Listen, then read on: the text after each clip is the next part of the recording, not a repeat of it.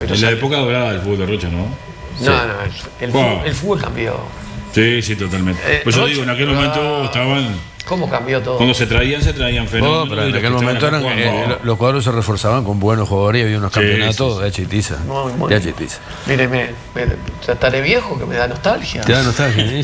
¿Y sí? No, pero yo tenía 13, 14 años y jugaba en la primera Tabaré. Venía Manicera, Manicera Carrero. Seguro.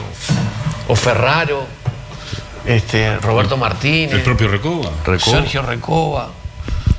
Y nosotros los mirábamos y calladitos en el vestuario. Hacíamos lo que nos decían. Y el Manicera me decía, pibe, cuando agarre la pelota me la tirás a mí, ¿eh? Cuando agarre la uvita, le decía, la uvita me la tirás a mí. Y después en el partido se la dabas al tipo. Y el tipo distribuía. Y después venía Peñarol a hacer la pretemporada y competía con las selecciones de Rocha. Y estábamos... Y no era pero hacíamos partido. Sí, y había un nivel y el estadio se llenaba. Se llenaba a ver las juveniles, a ver las mayores, pero se llenaba con... Era la fiesta, la gente viajaba, estaba haciendo turismo y viajaba, eran colas de auto antes de los partidos. Era muy lindo. Recuerdo que una vez en una pretemporada de Peñarol, en La Paloma vino a jugar con la selección de Rocha, pierde 2-1 y generó una desestabilización en Peñarol. Sí. Los medios de comunicación eran otro en aquel momento, pero generó. Pero además llegaban los ómnibus de Montevideo el sábado o el domingo y bajaban no sé cuántos jugadores que venían. 12, 15, 20, tremendo. Eran lindos. Bueno, totalmente. Te hace una cosa, recién diste una charla aquí que yo no la había escuchado desde ese punto de vista, que me pareció muy interesante y que te voy a pedir que la repitas. Tú decís que en el tema de la reforma de la Seguridad Social. De la Seguridad Social, primero había que haber reformado el banco y después haber reformado para afuera. Primero para adentro. Primero que nada, como todo el sistema político, como ahora lo acaba de decir Murro, presidente, director del BPS en el gobierno del Frente Amplio, nadie con sentido común avala la papeleta blanca del sí a la reforma del BPS que propone el PIT-CNT. Ahora, ¿cómo se logra lo que tú decís si no se baja eso? Eso es una cosa. Bien, entonces, este fin de semana estamos todos de acuerdo que no hay que poner esa papeleta. ¿Por qué? Porque para ser bien gráfico, y lo dijo Heber, es como ponerle una bomba al barco que está navegando bien, y para que se hunda. ¿Por qué? Porque no hay plata para pagar politiquería populista. Si hay algo más popular es decir, te vamos a pagar más jubilaciones. Si hay algo más popular, te vamos a sacar las deudas. Si hay algo más popular, te voy a regalar una casa. Bueno, eso es populismo barato y nadie te regala eso en la vida. Lo que hay que hacer es ganárselo o ayudar a quien no puede llegar. Pero eso es populismo barato. Nosotros tenemos que hablar en serio y con responsabilidad. Y a diferencia de todo el resto de los candidatos, ustedes tienen aquí un candidato que viene del ámbito privado, que tiene una visión dual de la cosa, que estuve de este lado y que estuve de este otro. Y eso es una experiencia riquísima y que deberían tener todos los políticos. ¿Por qué? Porque de un lado está el público que pone impuestos y del otro lado estuvo el privado que los pagó. Entonces hay un equilibrio cuando hay que tomar una decisión en cuanto a esto. El BPS... Usted sabe que el BPS tiene una cosa muy particular, que es que quien trabaja en el BPS no puede hacer política por 10 años. ¿Por qué? Y lo ve con Murro. Murro, desde que salió del BPS, no ha podido hacer política, no puede ser candidato al frente. ¿Por qué? Porque el BPS está directamente relacionado con cada uno de los uruguayos, desde el que nace hasta el que muere. Uno recibe la asignación familiar, otro recibe la pensión, otro aporta como jubilado, otro aporta como trabajador, otro recibe un seguro de trabajo.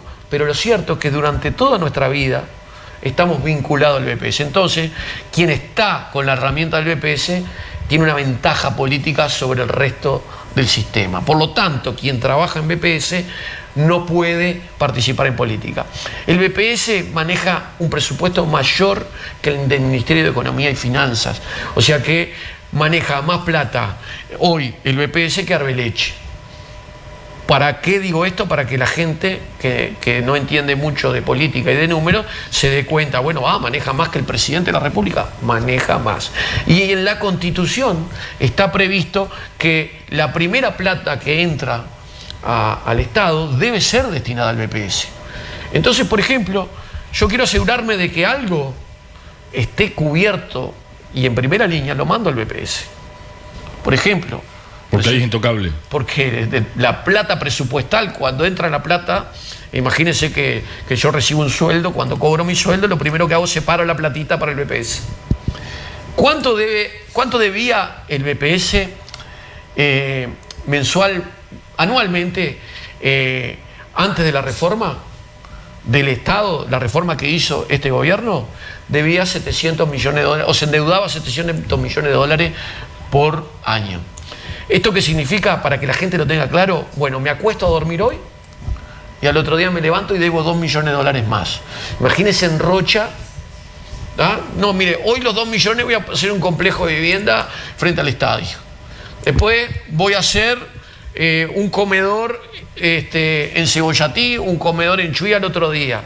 Bueno, esto para que observemos la dimensión de lo que se estaba debiendo. Por lo tanto, hubo una decisión valiente, necesaria, que esquivó 15 años el Frente Amplio, porque así hay que decirlo, y que Luis Lacalle Pou, como líder que es, tomó la decisión de hacerla en el gobierno y dejar ese déficit y empezar a combatirlo. ¿Para qué? Para que en vez de gastar los 700 millones de dólares en ese fondo, bueno, empezar a equilibrar ese presupuesto. ¿Cuál fue la medida más importante de todas las que se dicen? Bueno, en vez de jubilarnos a los 60, nos jubilamos a los 63, por ejemplo, y hace que 6 años pasen a favor del Estado. ¿Qué significa? Que antes tú te jubilabas con 60 y dejas de aportar 3 años antes, y te jubilas después. O sea que no es que no solo te jubilas 3 años después, sino que sigues aportando 3 años más y dejas de pagar 3 años. O sea, 3 años te jubilas después y dejas de pagar 3, o sea que son 6. No sé si me explico. Sí, queda claro. Son 6 años. Bueno, eso presupuestalmente, cuando llegue el momento, va a ser mucho dinero, mucho ahorro para el Estado. ¿En base a qué? En base a una coyuntura que es mundial, que cada vez la expectativa de vida sigue creciendo. Hay un dato en el Uruguay que dice que quienes pasan los 65 años tienen una expectativa de vida de más de 80 en el Uruguay. ¿Cuándo se empieza a inclinar la balanza? ¿En qué momento? A partir, se hizo la reforma, estábamos en caída, supuestamente por lo que dicen todos los economistas, o la gran mayoría. Con esta reforma que se hace, ¿cuándo se empieza a encontrar el equilibrio de los números? Y fíjese cuando... ¿Entre 15 años, 20 años? Mire, no podría decirle, sería atrevido en decirle, porque no, ese detalle no lo he visto. Ve que conozco mucho del tema, pero 10 años mínimo. Recién ahora, para que usted tenga una idea, recién ahora se está viendo el efecto de los cincuentones y de la primera reforma. Porque acá han habido reformas anteriores que no han tenido éxito. Y ahí vamos a lo que yo le explicaba fuera de micrófonos. Bueno, sí fue necesaria, sí fue valiente, pero me hubiera gustado. Y yo no participaba, yo estaba en un ámbito departamental, no toco pito, pero a mí me gusta saber y interiorizarme, y uno tiene amigos, y yo peleé, y dentro del trabajo empresarial que hicimos, ganamos la dirección del BPS por los empresarios. Un día nos sentamos así, como estamos aquí, con José Pereira, y estábamos trabajando en el ámbito empresarial, el presidente de la Cámara de Maldonado, yo presidente del Centro Comercial de Rocha, integrábamos los dos la Cámara Nacional de Comercio. Habíamos conseguido 240.000 firmas para cambiar o eliminar la obligatoriedad de la Ley de Inclusión Financiera, y acordamos con Luis Lacalle Pou que la pusiera en la LUC y no presentarlas. Y nosotros fuimos a la Comisión del Senado a defender 8 artículos, y tenemos 8 artículos en la LUC, unos muchachos con mucha proactividad de Rocha y de Maldonado y Rocha, que en aquel momento un solo Uruguay nos ayudó a juntar firmas. Ganamos, nos sentamos y dijimos, ¿qué es lo que un empresario, el lugar donde el empresario o los directores empresariales pueden pelear, o es el lugar más importante, el BPS. Bueno, vamos por eso. Ganamos con más de 100.000 votos la elección del BPS por los empresarios en todo el Uruguay, y tenemos un director por primera vez de los empresarios que nos lo ponen las 140 cámaras de comercio. Me encantan esos desafíos, estamos acostumbrados a darlo. Pero como somos independientes, como llegamos con nuestro trabajo, como somos personas pensantes y no tenemos gente atrás que nos sople el oído, también tenemos criterios diferentes al del sistema político. Y nos animamos a decirlo. Y yo dentro del Partido Nacional puedo decir con criterio, me hubiera gustado que esa reforma valiente, necesaria, que hizo el gobierno, hubiera, antes que tocarle el bolsillo a la gente, le hubiera hincado el diente al BPS. ¿De qué manera? Bueno, el BPS, ¿qué digo hincarle el diente? Bueno, ver el presupuesto del BPS y cómo gasta el dinero, no solo en jubilaciones y pensiones, sino en funcionamiento.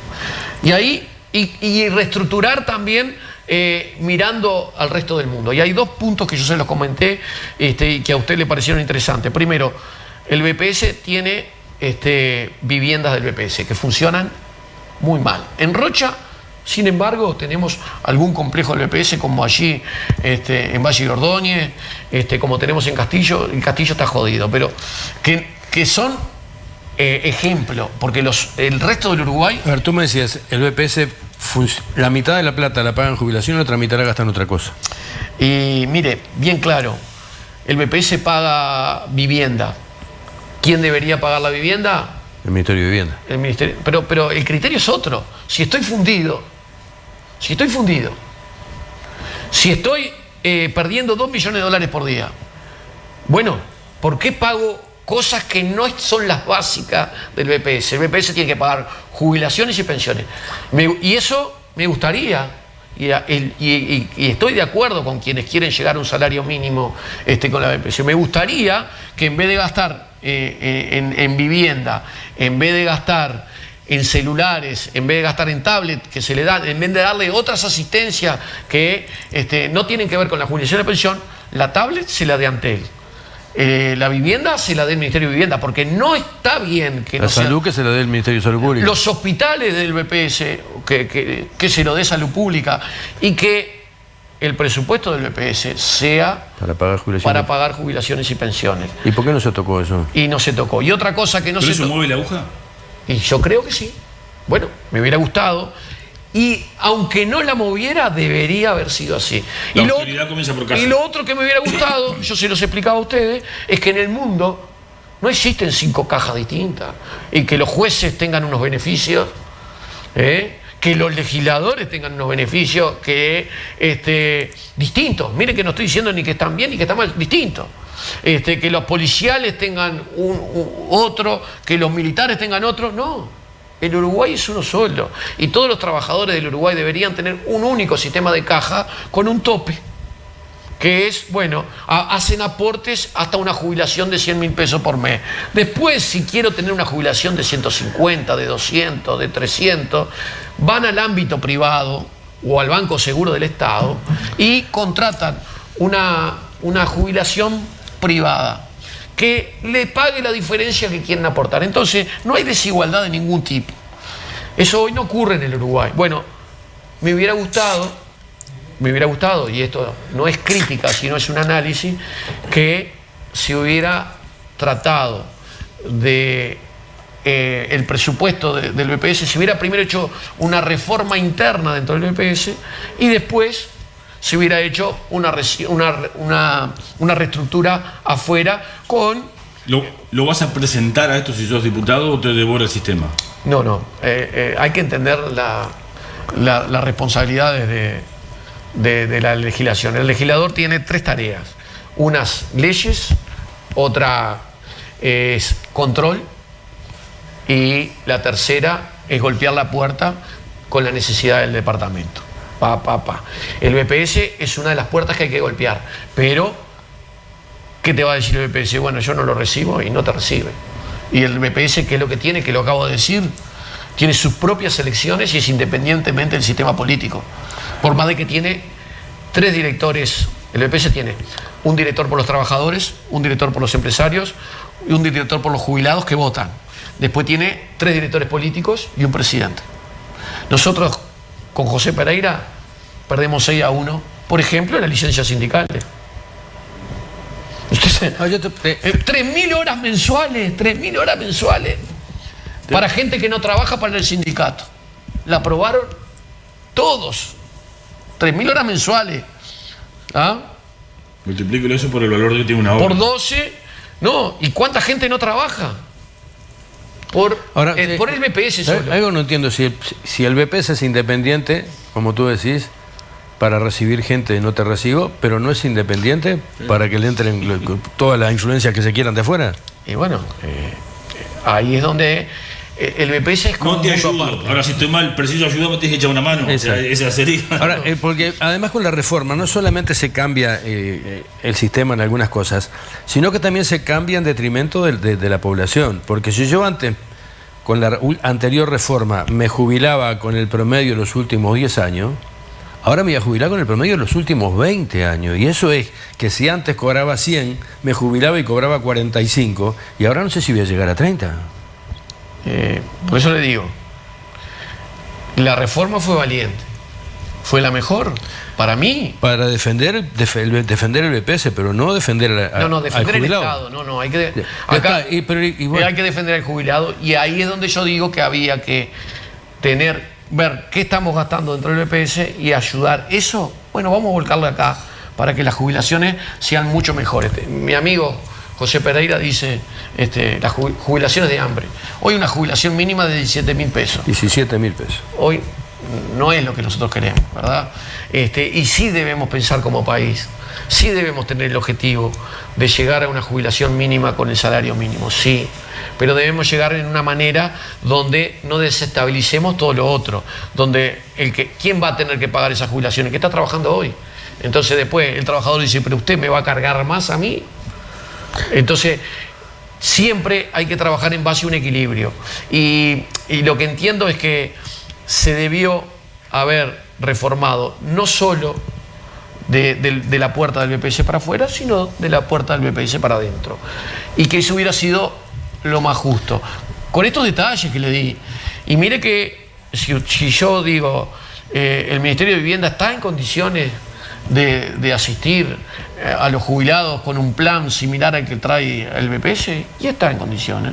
Y debemos aspirar a que esté en condiciones, porque el rol de vivienda se debe reservar al Ministerio de Vivienda. Para eso está el Ministerio de Vivienda, no al BPS. Por estos temas que pero aparte por idoneidad. Le pregunto yo a usted, ¿quién tiene más conocimiento de tema de vivienda? ¿El presidente del BPS o el ministro de Vivienda?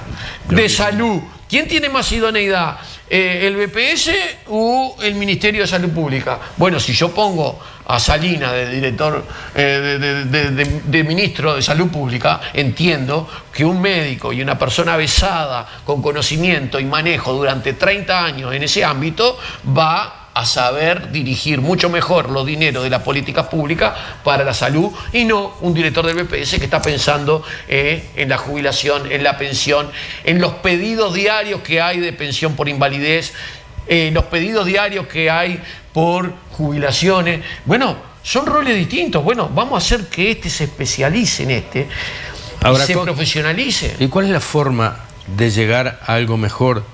Porque no me convence ni la reforma de la Seguridad Social, ni me convence que las cosas sigan iguales. Y hay que seguir discutiendo con las mayorías políticas el tema. El tema no se tiene que laudar en este sí o no, y seguramente, y todos sabemos que esta reforma no va a salir. Pero sí me gustaría estar en la Cámara con mi visión.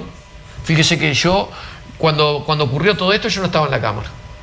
Me gustaría estar para dar mi opinión sobre cómo deberíamos encarar este tema y poder dar mi opinión en una comisión de que, bueno, vamos a reestructurar esto antes de tocar el bolsillo. O ahora ya se tocó, bueno, vamos a ver ya se tocó el bolsillo, capaz que los 63 años está bien. Bueno, pero vamos a subir las jubilaciones. Y vamos a motivar a la gente que trabaje, que aporte y que después diga, bueno, ahora llegó mi momento porque ahora me jubilo bien. ¿Bien? Eso. Será uno es tarea del legislador. Pero no tiene... objetivos en la Cámara. No, yo tengo otros objetivos que tienen que ver con lo departamental. Esto que es muy general y nacional precisa mayorías. Y con lo departamental, Martín. A ver. Esto precisa mayorías. Y no quiero, para cerrar, esto precisa mayorías, pero entiendo que este tema se debe seguir discutiendo el próximo periodo porque la reforma no alcanza. Hay que depurarla, hay que seguir tocándola. Es mejorable. Valoro la valentía de Luis Lacalle Pou de hacer dos reformas que el Frente no se animó a hacer, la de la educación y la del BPS. Hoy la estabilidad económica van de la mano con esas dos reformas y la estabilidad laboral va de la mano de esas dos reformas. Ahora, ¿podemos mejorarla? Debemos mejorarla. Con respecto a, sí, a lo nuestro, mire, yo tengo una visión diferente al resto. Primero estoy preocupado, muy preocupado. ¿Por qué? Porque he recorrido el departamento, he estado en todos los medios, he prestado atención a la campaña y de todos los candidatos a diputado por el departamento no he escuchado una propuesta. Sí he escuchado un análisis certero de lo que necesita el departamento, pero no he escuchado una propuesta. Y vamos rumbo a repetir la historia del pasado, que son los últimos años, los últimos 5 años, donde tenemos 2 diputados que ninguno presentó un proyecto aprobado para los problemas que tiene la gente de Rocha. Tenemos 3 proyectos aprobados. Uno de los feriados 230 años de Rocha, otro el Festival del Butiá, otro el nombre de una escuela o de una ruta, y ¿dónde atendimos los problemas por los cuales votamos a nuestros representantes? Ninguno. Después, los proyectos de Martín Rodríguez, ¿cuáles son? Ahora vamos. ¿Cuáles son los proyectos que tienen aprobados? En comisiones, donde un coordinador de bancada a un grupo de legisladores tratan un tema general y no particular. ¿Qué significa no particular? No de Rocha, porque nosotros, en el único momento, los rochenses, que elegimos a alguien, es a la Cámara de Representantes, y subrayo o pongo entre comillas representante, quiere decir que representa al departamento. ¿Y qué veo en el trabajo? 0 representación, porque lo que aprobaron no es lo que la quiere gente. ¿Qué quiere la gente? Bueno, hicimos una encuesta. 400 hogares, José Pereira, que tiene una encuestadora, 400 hogares en Rocha, puerta a puerta, no por teléfono, no de Montevideo. ¿Qué dice? Dice que lo principal, lo que piden a gritos los rochenses es inversión y trabajo. 80%. Después lejos, a diferencia del periodo anterior, seguridad. Lejos. 80% de los rochenses, primer problema, trabajo. Bueno, ¿qué hicieron los diputados por Rocha con respecto al trabajo? ¿Qué proyecto presentaron? ¿Qué proyecto le rechazaron? Porque no se lo tienen que ver ninguno. Bueno, pero ya lleva 10 minutos Martín Rodríguez y no ha tirado una idea todavía. Usted siempre, cuando jugaba al fútbol, me pero además que te quedan 5 minutos, entonces tenés que usarlos. Seguro. No, nosotros entendemos que el ámbito público está saturado. De cada 10 rochenses que trabajan, 1 está en el Estado. Esa tasa del 10% de Rocha nos asegura que en el Estado no va a entrar más gente. Entonces tenemos que mirar al ámbito privado. El ámbito privado es el que va a dar el trabajo que necesitan los rochenses, y en ese sentido tenemos una diferencia y una ventaja enorme sobre el resto porque venimos del ámbito privado. Y tengo 3 propuestas, 3 proyectos para presentar inmediatamente al otro día que sea legislador por el departamento. 1, todo aquel que arriesgó y emprendió en el Uruguay, ¿le fue bien o mal? Bueno, al que le fue mal quedó debiendo 12, 15, 20 mil pesos en el BPS o en la DGI. Volvemos a BPS y DGI. Cuando fue a los 3 años se acomodó. Debe un millón. Debe $1 millón. Bien. Bueno, quiero presentar un proyecto que aquel que arriesga, emprende, que da trabajo y que da oferta, sobre todo en lugares turísticos, no se lo castigue con una deuda que nunca más va a poder pagar y no se va a poder jubilar.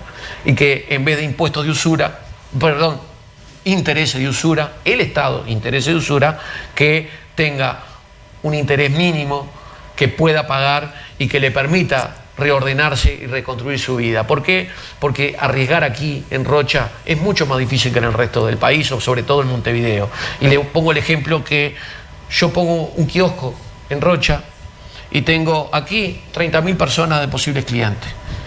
Pongo un kiosco en Montevideo, tengo 1,5 millones de potenciales clientes. Acá compito contra el kiosco de enfrente. Allá compito contra el kiosco de enfrente. Acá compito contra el kiosco de enfrente y contra la frontera. Entonces, las condiciones son absolutamente diferentes. Sin embargo, pagamos los mismos impuestos. Precisamos a alguien que de una vez por todas saque algún proyecto que atienda esa diferencia. Diferencias como cuáles, como la de la estación de servicio cerca de la frontera. Un éxito. 30 kilómetros de la frontera, las estaciones de servicio salen más baratas, pagan menos, pero ganan más que las que están en Rocha y pagan y cobran lo que quiere cobrar ANCAP. Las estaciones que están 30 kilómetros ganan menos, pero hacen ganar más plata ANCAP y gastan en este lado y no gastan del otro lado. Primer proyecto. ¿Tá? Segundo proyecto. No puede ser que en el 2024, siglo XXI, la DGI le cobre por adelantado a quien arriesga o emprende en las costas. En la costa yo voy a poner ese mismo kiosco y no tengo que pagar el kiosco, no tengo que pagar el alquiler del kiosco, no solo tengo que pagar la mercadería, sino que aparte tengo que pagar los impuestos por adelantado. Una barbaridad.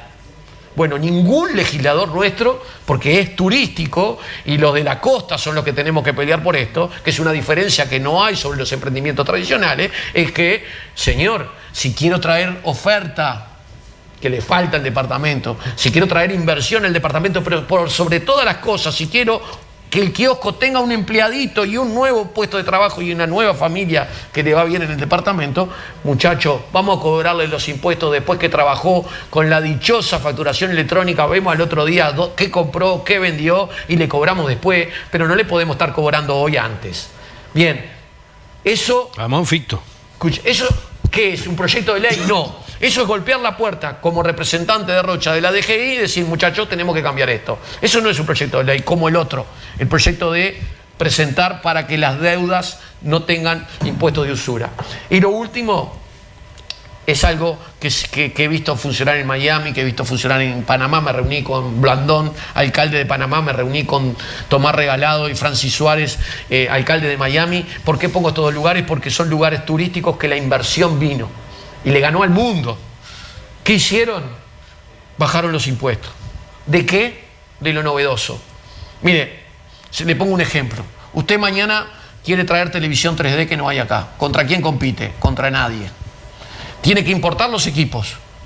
Y yo que le digo, bueno, si usted me importa para tener televisión 3D aquí, le saco los impuestos y los aranceles en la aduana. ¿Para qué? Para que traiga algo que no hay.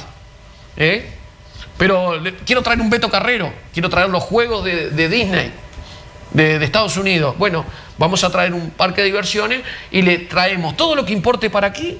Como no hay, no paga impuestos aduaneros, pero aparte no paga impuestos por 10 años. ¿Por qué? ¿Tenemos un parque temático? No. ¿Por qué no hay? Porque sacan la cuenta y no les da. Entonces, que no pague impuestos por 10 años, que si el emprendimiento es novedoso y no importa si es de 10 pesos o 3 millones de dólares. Bueno, el emprendimiento es novedoso, no paga impuestos si no hay nada 100 kilómetros de diámetro a la redonda.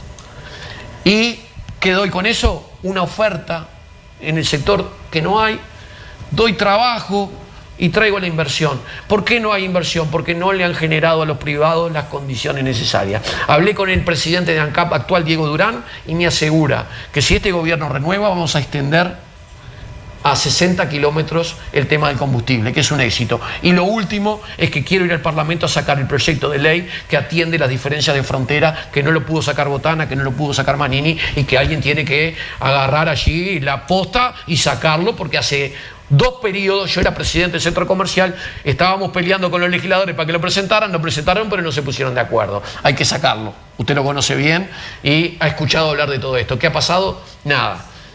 Cerrando. Soy el único que da una propuesta. Soy el único que pensó en qué hacer si soy diputado. La encuesta que da, la encuesta dice, bien claro, 75% de aprobación a la gestión departamental. Fíjese que todo el Uruguay estaba diciendo hoy la calle Pou tiene un 51%. En Rocha, la gestión de este gobierno departamental que hemos integrado y que estamos trabajando tiene un 75% de aprobación. Eso está muy bien. Sin embargo, vamos a la otra parte. ¿Qué hacen? ¿Quiénes son y dónde están los legisladores de Rocha? La gente no sabe quiénes son, no sabe cómo se llaman, no sabe dónde están, no sabe qué hacen, 90%. O sea que hay una muy buena gestión departamental y hay una muy mala gestión de nuestros representantes. Pero no lo digo yo, lo dice la gente. Ahora yo le pregunto a ustedes, como reflexión final, ¿quién es el representante elegido por la gente, diputado por Rocha de mi partido? Sí, yo lo conozco, pero no sé la gente si lo conoce. ¿Quién es? ¿Es Milton Corvo? Milton Corvo. No. No, González Unpierre. Bien. Bien. Ah, sí, bueno, está. El elegido por la gente es Alejo Unpierres, que junto con nosotros, con nuestros votos, con nuestro programa de gobierno conjunto y con nuestro trabajo espada con espada en el gobierno departamental, nos ha ido bien, pero fue el candidato votado para ser diputado y puso a su suplente. Un suplente que nadie votó, un suplente que nadie eligió y un suplente que no hizo absolutamente nada por el departamento, los dos. Ni el del Frente ni el del Partido Nacional. Pero yo hablo de mi partido. Y yo hablo del lugar que quiero pelear. Entonces, bien claro, 0 proyecto presentado, 0 pedido de informe presentado, aparte de no presentar ningún proyecto. O sea, quiere decir que no encontró ninguna dificultad en el departamento de todo esto que hemos hablado. Y ahora, en esta elección, volvemos a hacer lo mismo. Volvemos a poner un candidato que no va a ser diputado, que va a ser intendente y que aparte si le llegara a ir mal, que no va a pasar y que vamos a ganar muy bien y que voy a trabajar para que Alejo vuelva a ser intendente, si no es intendente, va a ser senador, porque está en la tercera línea del Senado de la 404. Entonces le tenemos que decir a la gente que si queremos resultados distintos, hagamos cosas distintas. Acá tiene un rochense que quiere ir a la Cámara y quiere hacerse escuchar. Acá tiene un rochense que va para adelante y que ha demostrado, desde el ámbito empresarial, que es honorario, desde el ámbito municipal, que es público, que voy para adelante, que llevo la bandera, que peleo y quiero ser la voz de los rochenses en el Parlamento. No volvamos a hacer lo mismo si queremos resultados iguales. Gracias. La culpa fue suya de que me habló del BPS antes. Bueno, pero había que hablarlo también. El mensaje es ese, clarito. Pausa y ya venimos. Estás en la rueda del café. Ya volvemos.